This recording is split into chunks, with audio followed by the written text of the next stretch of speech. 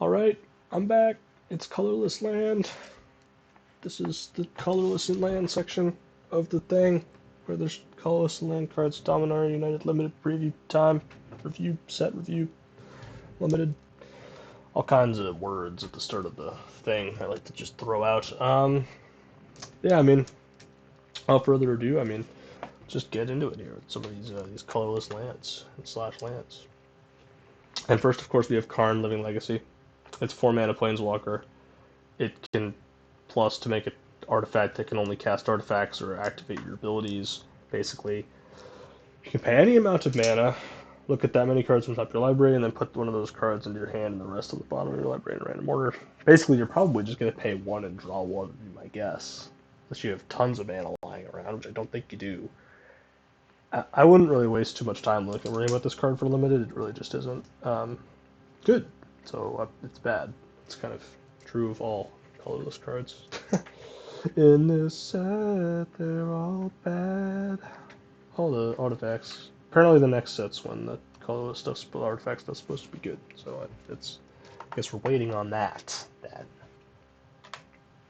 Next, automatic Librarian.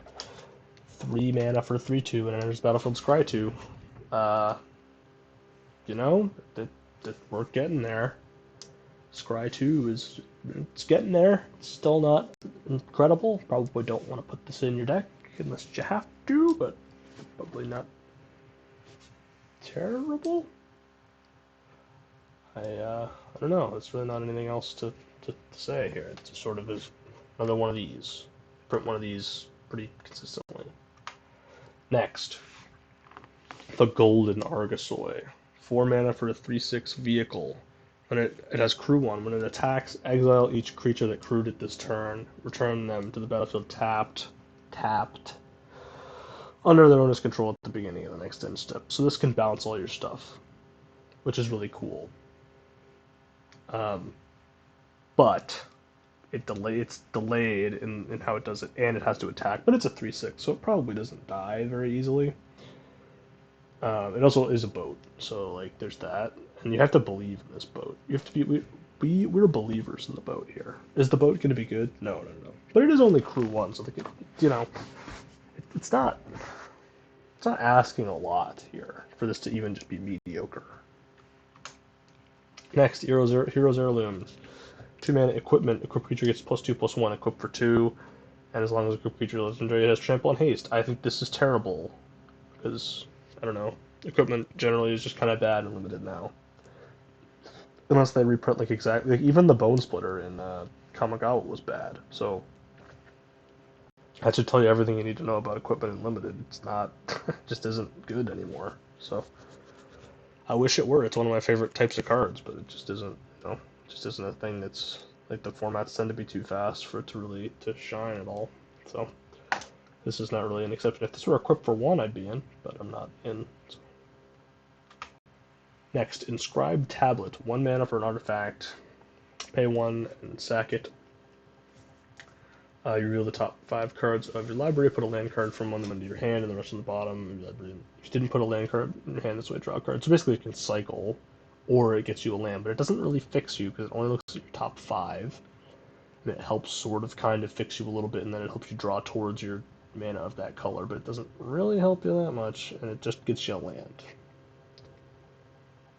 You can also I believe what you can do with this is always just draw a card if you want, because you can fail to find a land if you so choose. Like you can decline to put a card in your hand and just draw, but that's 2 mana to just cycle a card is bad. So pass on that. Next, Jonas Codex. 5 mana for an artifact with domain. It has 5 tap, draw a card. It costs 1 less to activate for each, basically on type among lands you control. So you can eventually make it free, but you have to get 5 types. And all it does is draw you cards. So, not super interested in this. Next, Karn's Silex. 3 mana for an artifact. Enters the battlefield tapped. Players can't pay life to cast spells or activate abilities that aren't mana abilities. And you can pay X and tap and sacrifice it. or exile it, I guess. Destroy each non-land permanent with mana value X or less, and you activate only as a sorcery. So you it's a delayed wrath that your opponent sees coming and plays around. I don't know, it is fairly cheap, I guess, and you can save your stuff. And you also don't have to you can just, I don't know, play bigger stuff than your opponent. I don't think this is very good. It's a mythic. You're probably not even going to see it very often. I just don't think it's great. So it does blow up tokens. Like you could just keep it and blow up your opponent's tokens if that's what you want to do for free. Next, Meteorite. 5 mana for a artifact that, when it enters the battlefield, deals 2 damage to any target, and you can tap it to add 1 mana of any color. This is very expensive fixing. Generally, that's not how you want to do fixing, but it does at least have some upside of hitting stuff, so that's cool. Next, Relic of Legends. 3 mana for an artifact. Tap 1 mana, add 1 mana of any color. You can tap an untapped legendary creature you control, and you can add 1 mana of any color, which I think is a great ability. That's a great way to ramp. This will be going in everybody's cube, basically, now. And I think including Vintage Cube, TBH. I think this is going to go to Vintage Cube. Might even be better in Vintage Cube than Coalition Relic, but don't tell anybody that. Yeah, I mean, this isn't great and limited. It's fine. If you need to play it for fixing, you can play it. But next, Salvage Metalworker. 2 mana, 1/3. You can filter mana using it. You can only do it once, though, so you can't filter for, like, big stuff. It'd be cool. I wish they'd have let you just filter as much as you want, you know? Because then you could splash, like, crazy, like, 3-color stuff, and, like, you just, like, 3-color splash. That'd be cool, but you can't do that, so... Not super interested in this. Next, Shield Wall Sentinel. 4 mana, 1/3 with Defender. When it enters the battlefield, you may search the library for a creature card with Defender, reveal it, put it in your hand, and shuffle. So, if this is the Defender Tribal, so if you're doing Defender Tribal and you need one of the next cards that's going to come up here, you can go get it. I think it's the next card. Nope, it's not. The next card's Timeless Lotus. 5 mana, tap to add Wooburg, and it enters the battlefield tapped. Not a limited card. True for pretty much every colorless card. Next, Vanquishers Axe. 1 mana equipment. Equipped creature gets +2/+0. Equipped for 2. No thanks. Walking Bulwark. 1 mana 0/3. It's Defender, and you can pay 2 until end of turn. Target creature with Defender gains haste. It can attack as though it didn't have Defender, and it assigns combat damage equal to its toughness rather than its power. And you activate only as a sorcery. So This is your Defender attack guy that helps you do it. I believe you can do it multiple times, so you can make multiple of your big Defenders attack. So there isn't actually any Defender that has there's no 0/10 Defender though, so it kind of just, I think the biggest Defender in the set is 5 toughness, so you're really only making it 5/5, but whatever. Defender Tribal, baby. Next. And I believe this is the last card. Let me see. Nope, there's the land. This is the last artifact card. Weatherlight completed, and it's hot takes. Like I think this card's bad. So it's 2 mana. It's a vehicle, but you can't crew it. When it has 4 or more Phyresis counters on it, it's a Phyrexian creature in addition to its other types. And whenever a creature you control dies, you put a Phyresis counter on it, and then you draw a card if it has 7 or more Phyresis counters on it. If it doesn't, you scry 1. So basically you play it. So ideally, you play this on turn 2, and then a bunch of your stuff dies, and it becomes a 5/5 flyer eventually. But if you draw it on turn 4, it's probably still pretty good. Maybe I'll bump it up a little bit. I just think that this card, it requires a lot. I guess you do get the scry, and it does only take 4 creatures dying. Yeah, you know what? I'm talking myself back into it here. So originally I saw this card, I was like, oh, this thing's busted. Tier 1, really good rare, it's colorless.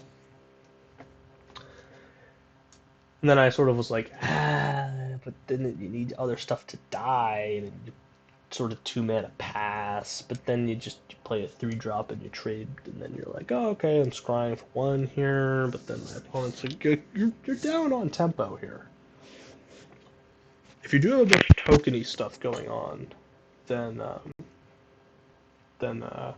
you can use this. But otherwise, I would say that that's not necessary. All right, onto the lands. Next, Edakar Waste. So this is the whole cycle. There, I just sort of have the cycle of the pain lands. I don't think the pain lands are very good here. Unlimited, they're fine. You can take them if you need the fixing. If you don't need the fixing, whatever.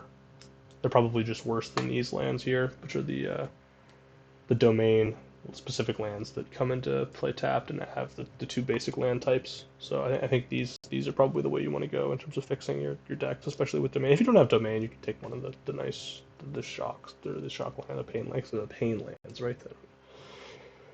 You know.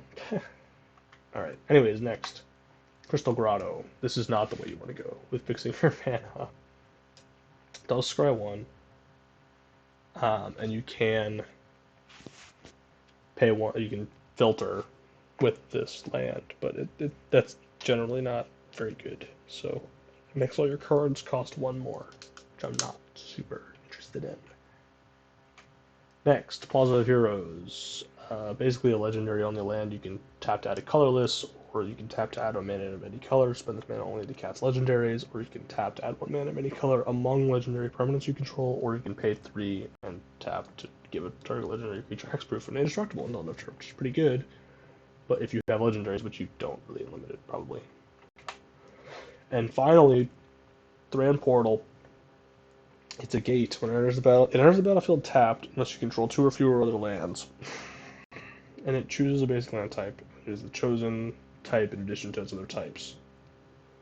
Mana abilities of Thran Portal cost an additional 1 life to activate. So it's kind of a Forbidden Orchard type beat here, which is probably not great and limited. It's going to hurt you too fast. And that's it. So that concludes the colorless portion here, and includes pretty much everything. So if you liked watching these, feel free to go watch the other ones if you haven't seen them, and catch you at some point when I do a 17 land data review for this set, which I think I'll be doing. I usually do one about a week or so into the format to talk about the how things are going, data-wise, how things are matching up with sort of the way I predicted stuff, and how good cards are. And yeah, so see you then, and thanks for sticking around.